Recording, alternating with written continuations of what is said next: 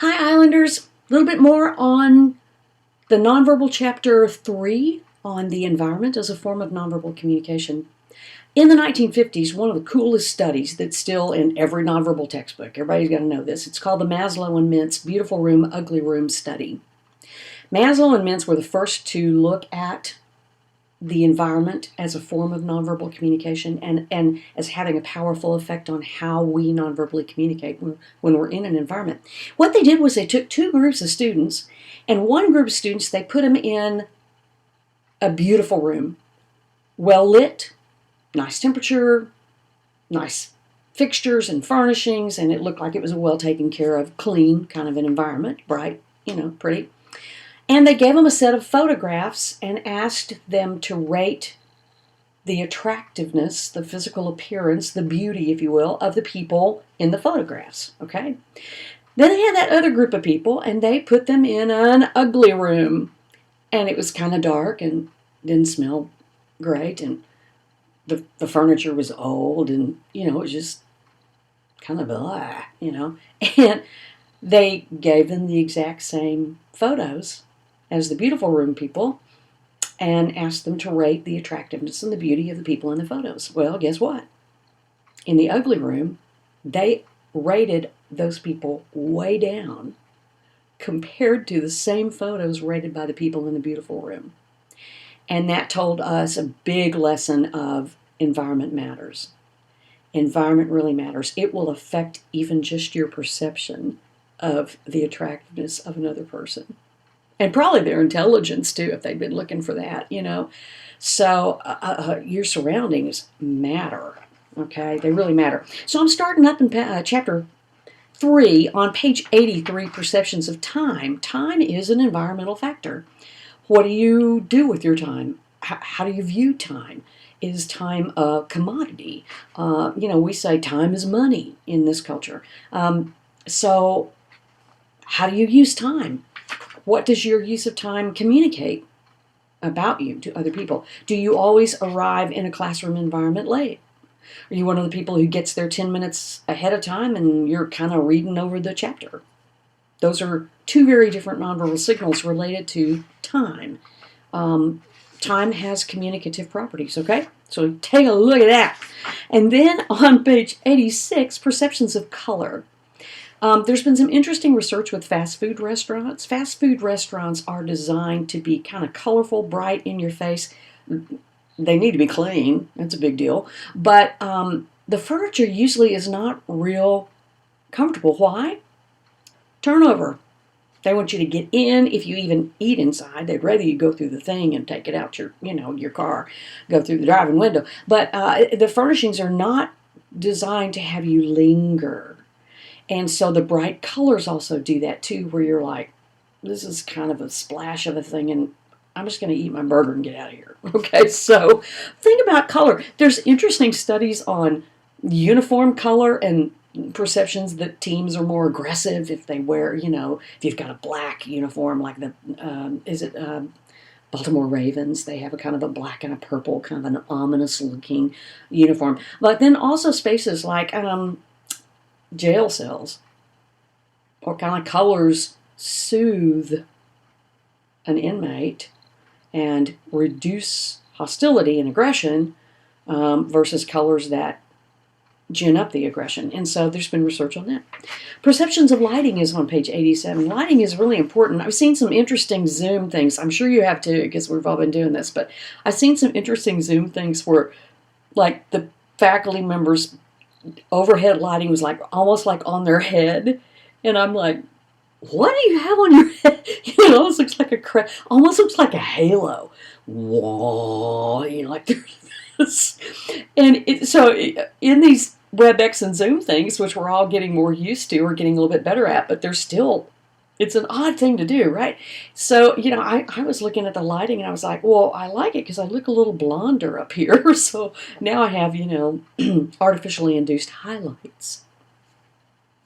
But lighting is important. And so there are some spaces we want low lighting because we feel like that's more romantic and more mysterious. And some places you want bright light because it also feels maybe cleaner. Whatever. Okay. One of the strongest ones is on page 89, perceptions of smell. Smell is so powerful. One of the things that's happening with the COVID-19, the virus that the pandemic we're living in right now, is the symptom where it takes away your sense of smell and taste. A friend of mine, unfortunately, young guy in his 30s, but a friend, contracted it, went to a party of about 10 people, 5 out of the 10 contracted COVID.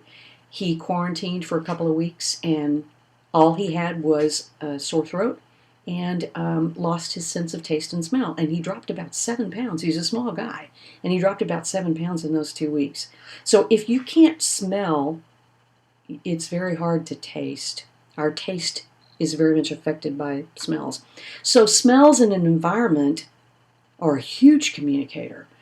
You know some smells in some people's homes that you don't like. You walk in, you smell cat, you smell dog, you smell, dirty clothes, you smell, leftover food. I mean, smell is a powerful nonverbal cue in an environment. So think about that.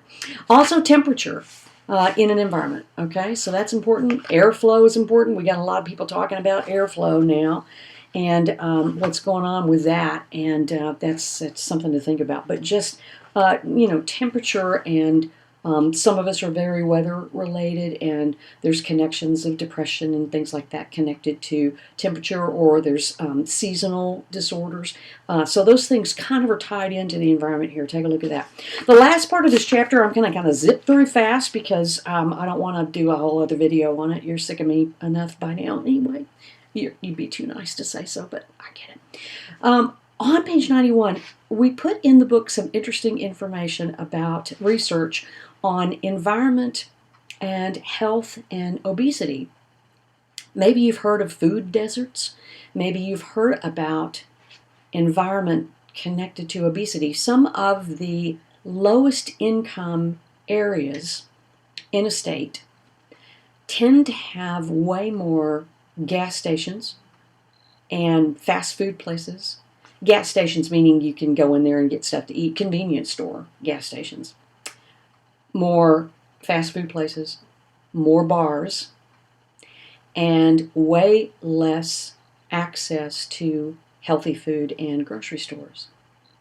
So there is a connection between your environment, your access to healthy options, your income level, and obesity and bad health, things like diabetes. There's interesting research about that in terms of the connection between environment and physical health. Take a look at that. That's on page 91. We also talk about pop culture. We talk a little bit about restaurant environments on page 93. I would tell you my favorite restaurant in town is Bellino's. It's in the Village. It is owned by Francesco, who is a friend of mine, and he's Sicilian, and the food is to die for. And it's a real interesting environment. It's a little loud in the front room.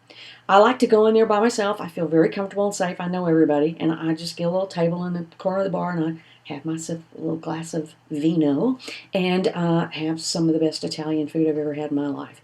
They also opened a private party room in the back. It's a little quieter. I hosted a Christmas party there for about 30 of my friends, and it's a wonderful environment. But there are some things that are connected to restaurant environments that make them successful or less successful.